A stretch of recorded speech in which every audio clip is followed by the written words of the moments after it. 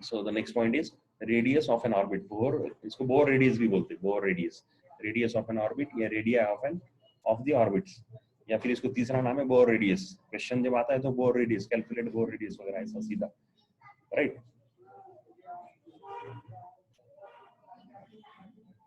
ये इसका क्या है अभी, ये मैथमेटिकल कैलकुलेशन है, फॉर्मूला है, डेरिवेशन है, राइट। तो डेरिवेशन 2 मिनट में मैं बता देता, पहले अच्छे से बता देता, फिर सिर्फ शॉर्ट में बता देता, फिर अच्छे से लिखेंगे वर्ड फाइल में, राइट। अभी उन्होंने क्या बोले थे, उसने पहले सेकंड पोस्टुलेट, सेकंड करेक्शन क्या बोला था, सेकंड बोला था ये क्या, M V R is integral multiple of N H upon 2 pi, है ना। M V R is equal to N H upon 2 pi. 2 minute रुको, मैं थोड़ा सा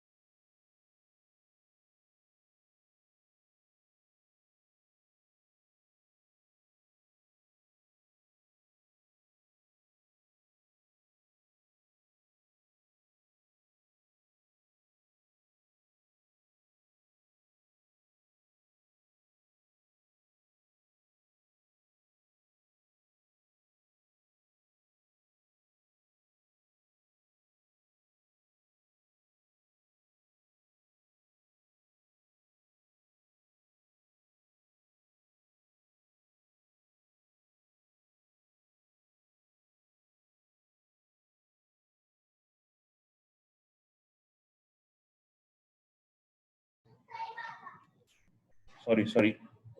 शुरू करेंगे रेडियस। सॉरी वो मेरा कुछ इंपॉर्टेंट फोन आ गया था ऑफिस से। तो दूसरा पॉस्टुलेट क्या था कि भाई जो एंगुलर मोमेंटम है वो NH upon pi, NH upon 2 pi. तो एंगुलर मोमेंटम अपने को मालूम है, एंगुलर मोमेंटम mvr, याद है ना, mvr, m ओमेगा ना, vr acceleration, angular momentum m into vr, right, angular momentum mvr formula circular motion में पढ़े, angular momentum is mvr। Actually क्या है, m v क्रॉस r, याद है, m v cross r, angular momentum. So angular momentum is equal to mvr। अब ये mvr को क्या लिखना पड़ेगा, m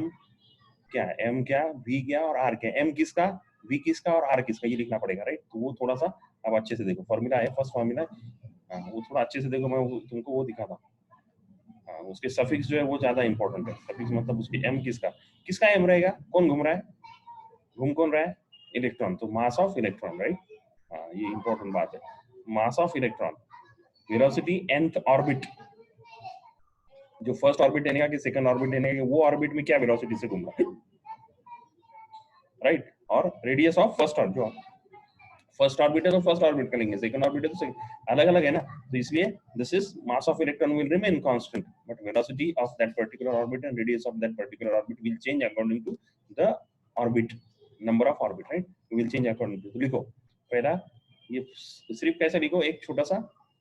रफ वर्क लिखो, rough, MEVNRN is equal to NH upon 2 pi. कहां से आए, angular momentum is integral multiple of NH upon 2 pi. चलो लिखो, that is equal to,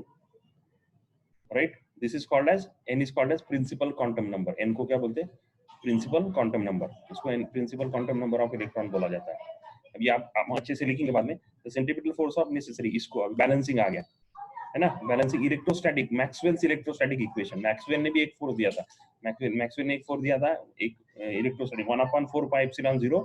1/4 pi electrostatic force का फॉर्मूला 11 में पढ़े आपने, 1/4 पाई epsilon 0 Q1 Q2 upon R square, right, Q1 Q2 upon R square. अब यहाँ पे चार्ज क्या है, इलेक्ट्रॉन है, तो Q भी E हो गया, इलेक्ट्रॉन है, और Q2 भी E हो गया, तो E स्क्वायर हो गया। देखो,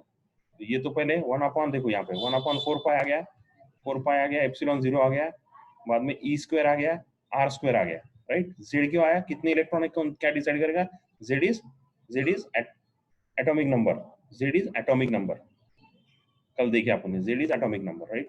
कितने इलेक्ट्रॉन रहेंगे एटॉमिक नंबर के हिसाब से, that is what is the relation. Now MEVNRN, so that is equal to ZE square,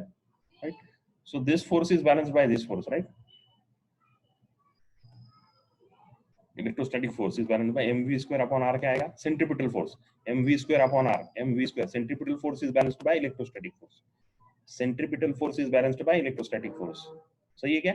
centripetal force mv square upon r, upon circular motion में देखिए mv square upon r is equal two is balanced by electrostatic force, हो गया। अभी आगे क्या cancel होगा, क्या रखने का, तुम्हारा देखो क्या होगा, फिर epsilon 0 is permittivity of vacuum, अपने को मालूम है, E is electron charge, Vn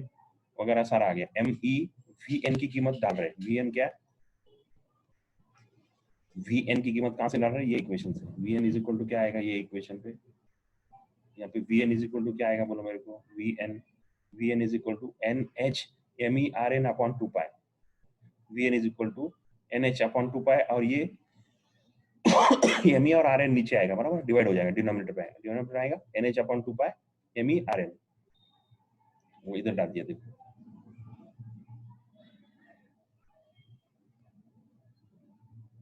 अब ये मैं इस पे एक्चुअली करना चाह रहा था, पर ठीक है, देखो ये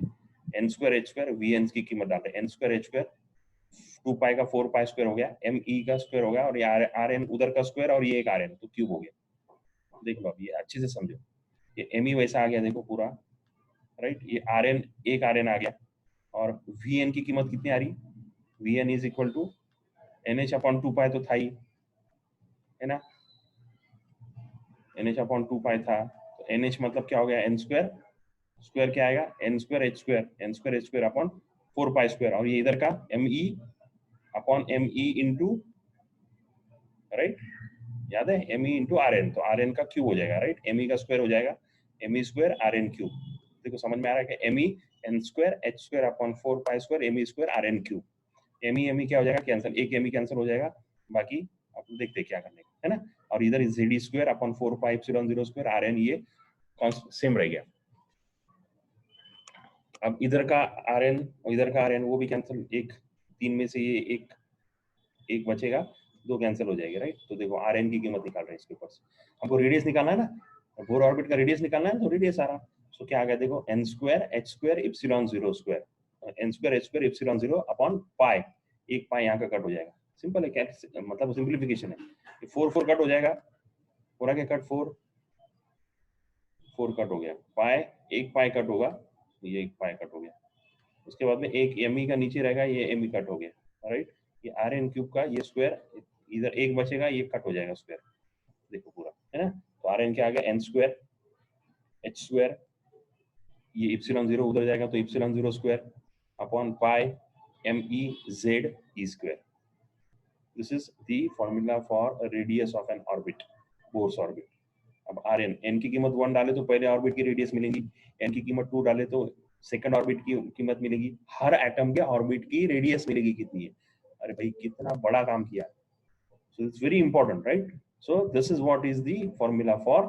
रेडियस ऑफ एन। अभी आगे है, अभी इसके फ्लेवर्स है अलग अलग, फ्लेवर्स क्या क्या देखते, क्या क्या फ्लेवर्स है ना, वो फ्लेवर्स अपने को मालूम है, फिजिक्स में फ्लेवर के सिवा काम ही नहीं चलता। So V N is equal to Z square 2 epsilon 0 H N, substitute किया उसने उधर से, इसके ऊपर से वी एन की कीमत भी निकलेगी, क्या निकलेगी, Z square upon eliminating rn from 15.2 15.3 vn भी सब्स्टिट्यूट, vn की कीमत भी निकाल सकते हैं ना यहाँ से 15.3 से, that is equal to Z upon 2 epsilon epsilon H N, right. आगे vn की वेलोसिटी की भी कीमत निकालिए, आगे अगर वेलोसिटी मिली तो आगे equation 5 15.4 shows that the radius of the orbit proportional to n square, किसके प्रूव क्यों प्रोपोर्शनल टू n स्क्वायर है, क्यों, अब ये भी देख लो एक बार, ये फॉर्मूले में, ये फॉर्मूले में देखो n कांस्टेंट बराबर ना, 1 2 3 वैल्यू, h प्लैंक्स कांस्टेंट मालूम है आपको, epsilon 0 permittivity of free space constant, pi constant, mass of electron constant, z atomic number वो पर्टिकुलर एटम का कांस्टेंट रहेगा, बराबर ना। हाँ e कांस्टेंट, राइट, ये सारी चीजें कांस्टेंट है। इसका मतलब rn is directly proportional to n, n के ऊपर डिपेंड करेगा ये n value, right, it will be dependent on n, देखो n के ऊपर डिपेंड करेगा, बाकी सारे कांस्टेंट है, n बढ़ गया, ये सारी बाकी सारे जितने को मैंने ये कर दिया बाकी सारे कांस्टेंट है, तो n बढ़ा तो rn बढ़ेगी, और कितना, स्क्वायर है, square, so n is proportional to square r square, r is proportional to n square, that is what is the equation 15 point shows that the radius of the orbit is proportional to n square, that is the square of the principal quantum number, n मतलब क्या, याद रखने का वापस, principal quantum number, the radius increases with increase in n, जैसा जैसा n बढ़ेगा, जैसा जैसा n बढ़ेगा वैसा वैसा ऑर्बिट की रेडियस बढ़ती जाएगी। First n is equal to 1, n is equal to 2, n is equal to 3, कितनी बढ़ेगी, पर स्क्वायर में बढ़ेगी, स्क्वायर में, एक जैसी नहीं बढ़ रही, स्क्वायर में बढ़ेगी, increases with increase in n, the hydrogen atom has only one electron, that is z is equal to 1, substituting the values of z is equal to n डाले और n is equal to 1 डाले तो कितनी कीमत आ रही, r की कीमत आ रही, r1 is equal to 0.053 nanometre, calculate करने का, लिखो, आपने को ये कैलकुलेट करने का है, ये इसमें सारों में, ये बाद में करेंगे पूरा, अभी नहीं, पर लिखो, क्या लिखो, और हाइड्रोजन एटम, ये अभी आरएन तक लिखा क्या आपने, आरएन तक लिखा क्या, लिखो, आरएन आया क्या आपका, लिखे, नहीं आया तो वापस मैं आपको बताता हूँ, वापस लिखो, पर लिखो ये, हाँ पहले मैं बता देता हूँ इसको, चलो ओके। एन की कीमत 1 डाली और इप्सिलॉन 0 एच की वगैरह सारे कांस्टेंट की वैल्यू डाली, तो पहली कीमत कितनी आ रही है, R1 की radius 0.053 nanometre, is called as Bohr radius, मैं बोला ना आपको ये क्या बोलते हैं, Bohr radius, and it is denoted by A0 h square upon epsilon 0, ये इसको बोर रेडियस बोला जाता है, this is called as Bohr radius, h square epsilon 0 pi m e square, n की कीमत कितनी डाल दी है इसमें, सिर्फ n की कीमत 1 डाल दी, right, so that is called as A0, है ना। This is the radius of smallest orbit, first orbit, पहले orbit, smallest orbit of the electron hydrogen atom, वो क्या, Rn is equal to A0 n square, ये आ गया, इसकी इसको अलग कर दिए, A0 जो कांस्टेंट है, कांस्टेंट पूरे अलग कर दिए, कांस्टेंट को A0 बोले, इसमें से ये जितने कांस्टेंट वैल्यूज है, ये जितना भी है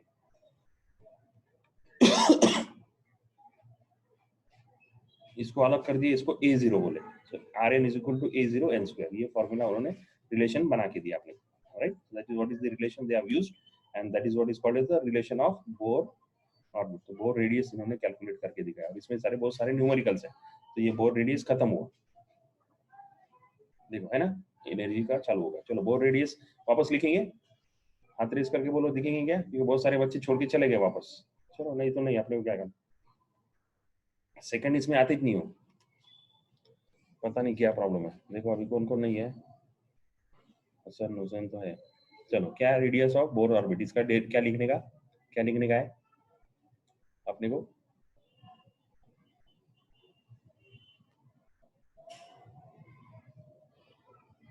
एक्सप्रेशन लिखने का है इसका।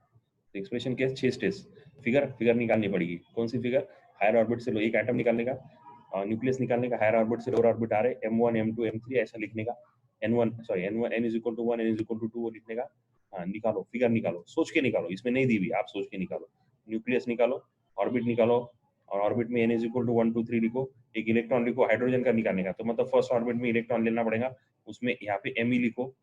है ना, मास ऑफ इलेक्ट्रॉन। लेट सारे सिंबल लिख दो, Me मतलब क्या, Vn मतलब क्या, Rn मतलब क्या, H मतलब क्या, है ना, Z मतलब क्या, सारे सिंबल लिखो,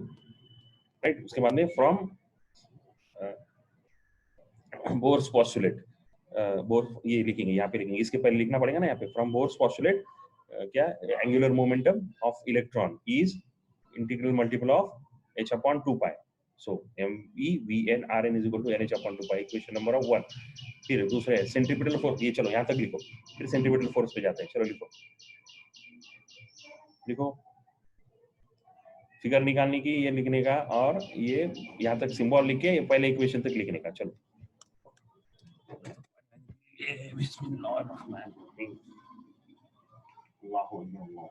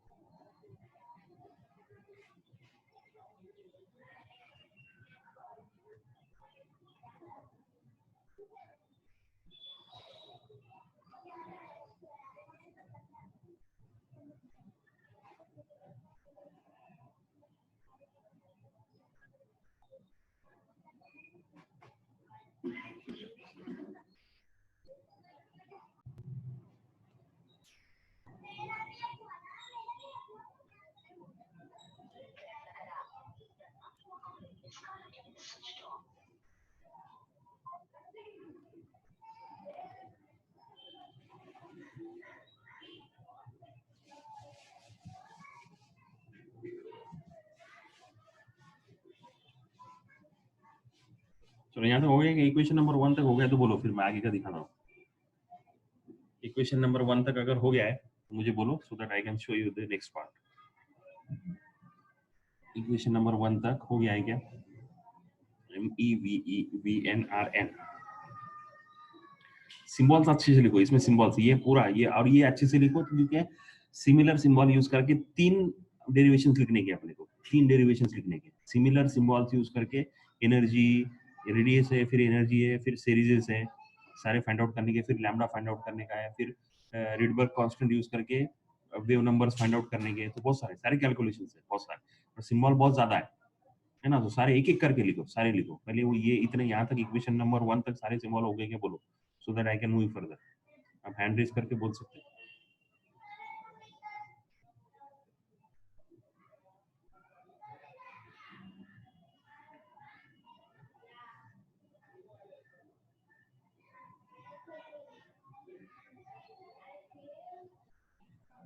मुतीन वीडियो ऑफ कर दो।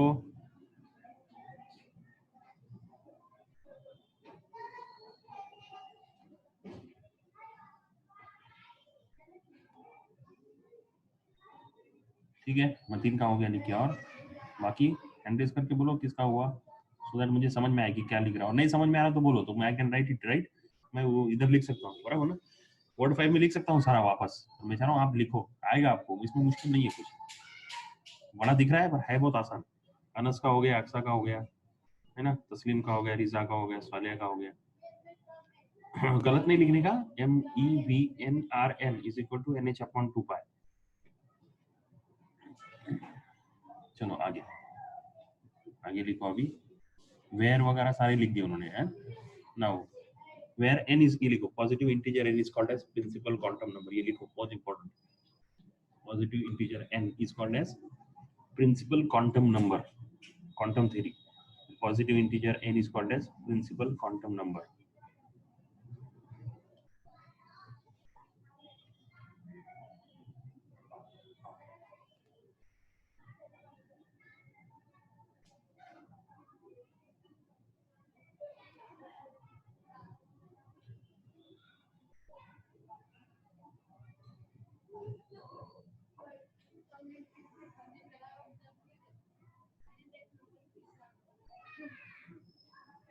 ठीक है,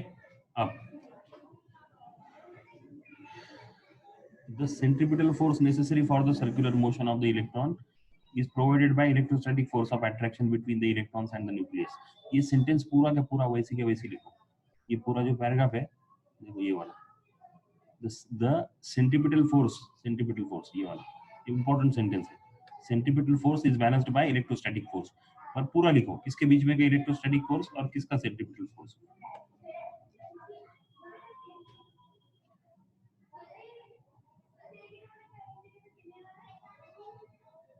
यहाँ तक पूरा लिखो, this part up to this part it is it, ये बहुत इंपॉर्टेंट है। The centripetal force necessary for the circular motion of the electron is provided by the electrostatic force of attraction between electron and nucleus। Centripetal force किससे balance हो रहा है, electrostatic force से balance हो रहा है ना, तो ये मैक्सवेल ने दिया था, इलेक्ट्रोस्टैटिक फोर्स ऑफ अट्रैक्शन का इक्वेशन जो है मैक्सवेल ने दिया था। तो रदरफोर्ड को, मैक्सवेल को और सर्कुलर थ्योरी को, सर्कुलर मोशन की थ्योरी, न्यूटन और वो सारा, ये सारा तीनों चारों का मिलके बोर ने ये सारा प्रपोज किया। एक नंबर एक्सटर्नल बता, एक्सेलेंट एक्सपेरिमेंट उसने किया था, मैथमेटिकल फार्मूला बनाए थे।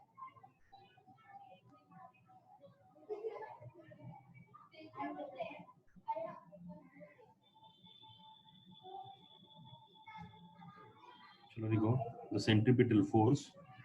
necessary for the circular motion of the electron is provided by the electrostatic force of attraction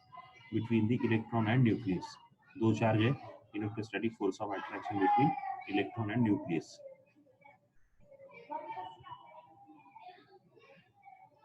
therefore अपने को मालूम है सेंट्रीपिटल फोर्स क्या आता है, mv स्क्वायर अपॉन r, और यहाँ पे m क्या है, me है, v क्या है, vn है, r क्या है, rn है, is equal to z e square, ये पूरा लिखो और फिर सारे सिंबल लिखो, me लिखा हुआ है आपने, vn लिखा हुआ है, rn लिखा हुआ है, z is equal to atomic number, e is equal to charge on electron, right, epsilon 0 permittivity of vacuum, sorry permeability of vacuum, epsilon 0, right। हाँ, ये जो नए सिंबल आएंगे इधर लिख दो, एक साथ सारे सिंबल लिखो तो भी चलता,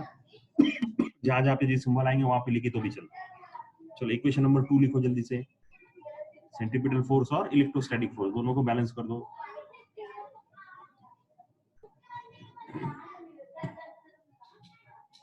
लिखा गया, इक्वेशन नंबर 2 हो गया तो बोलो मेरे को, तो आगे का मैं बताता हूँ, थोड़ा जल्दी करेंगे तो अच्छा है क्योंकि आजान होगी फिर वापस, प्लीज थोड़ा जल्दी लिखो। वैसा मैं रिकॉर्डिंग पे तो डालने वाला हूँ, वैसा रिकॉर्डिंग तो 12th के बच्चे कोई देखते नहीं है, ठीक है चलो क्या है।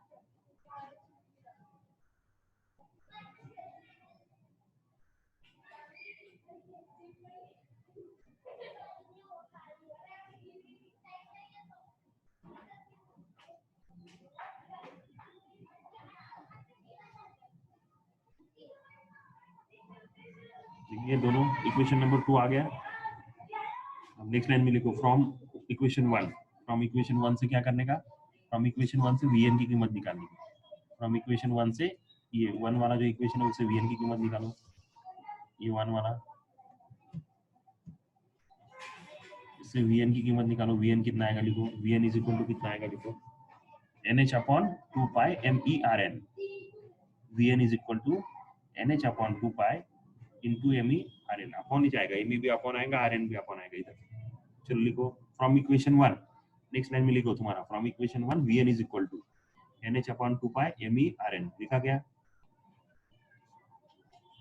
लिखो, लिखा तो हैंड रेज करो, बोलो मेरे को क्या हो रहा है, मेरे को समझ में नहीं आ रहा, आप लिख रहे थे। Vn is equal to NH upon 2 pi MERN। लब्बैक अल्लाहुम्मा लब्बैक लब्बैक ला शरीका लक।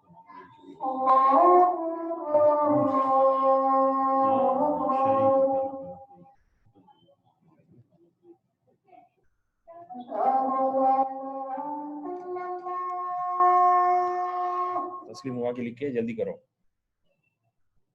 है ना, आगे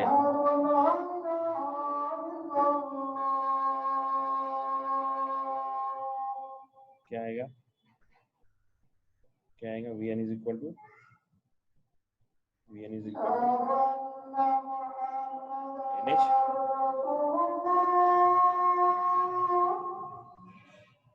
NH upon 2 pi, right, into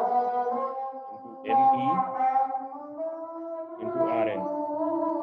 right, वापस therefore इसके नेक्स्ट लाइन में लिखना है, therefore V square is equal to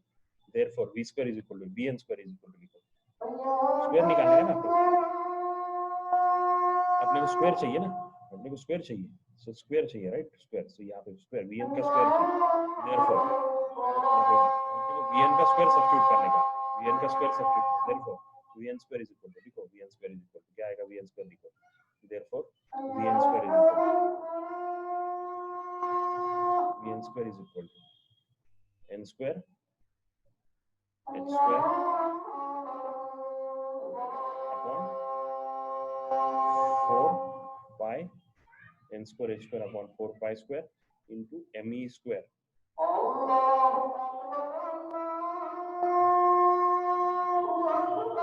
and RN square, right, इतना बड़ा हो गया। इक्वेशन 3,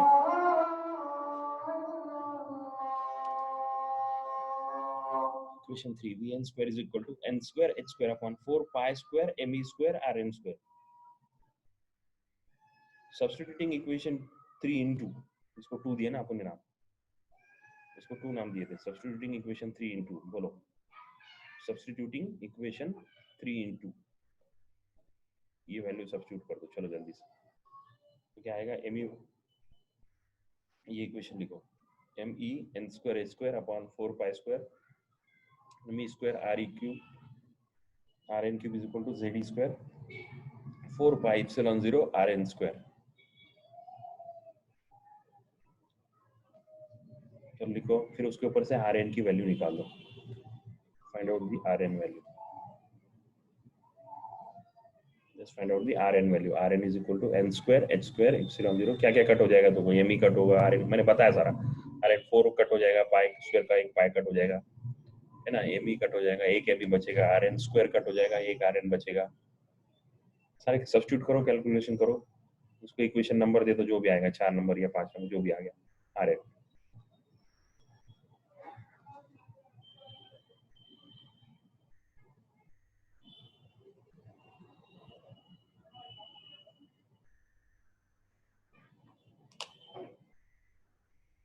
हो गया, Rn इक्वेशन जो भी आया वो 4 number, equation 5 gives the equation 5 shows that the radius, equation 5 gives 5 number, इसको 5 नंबर बोला मैं, जो भी है मेरे को नहीं मालूम कितना है,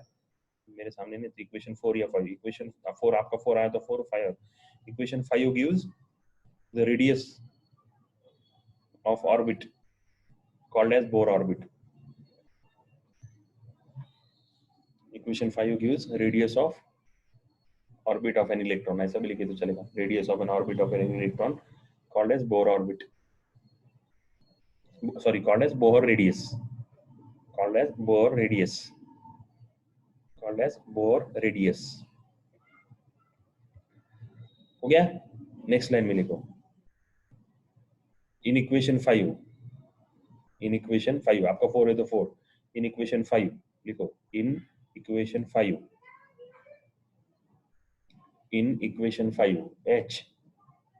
h ये प्लैंक्स कांस्टेंट का h comma epsilon 0 comma pi comma me comma z comma e square are constant h epsilon 0 pi me z e square are constant for an atom h epsilon 0 pi me z e are constant for an atom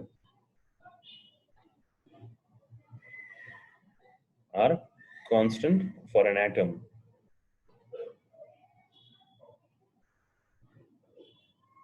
constant for an atom therefore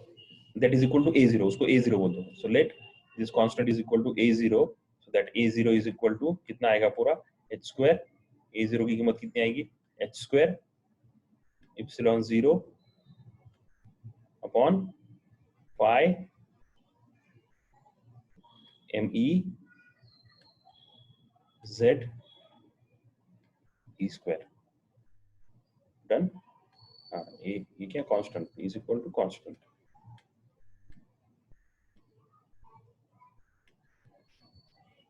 is equal to constant ठीक है therefore equation 5 becomes इसके नीचे लिखो therefore equation 5 becomes equation 5 क्या हो जाएगा फिर rn is equal to a0 into n square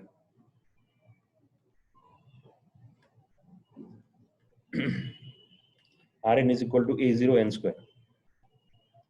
ये इक्वेशन मैंने नहीं लिखा हुआ है ये इसको थोड़ा सा साइड में रखो इसको सॉरी ये नहीं ये वाला 15.5 मैंने लिखा हुआ नहीं है इसको थोड़ा साइड में रखो 15.5 अलग है so rn is equal to a0 n square therefore rn is directly proportional to n square therefore next line rn is equal to उन्होंने उल्टा कर दिया ऐसा करना चाहिए था पर उन्होंने उल्टा लिख दिया चलो ठीक है is equal to rn is directly proportional to n square ये आ गया प्रूफ क्या Bohr orbit is directly proportional to the principal quantum square of principal quantum number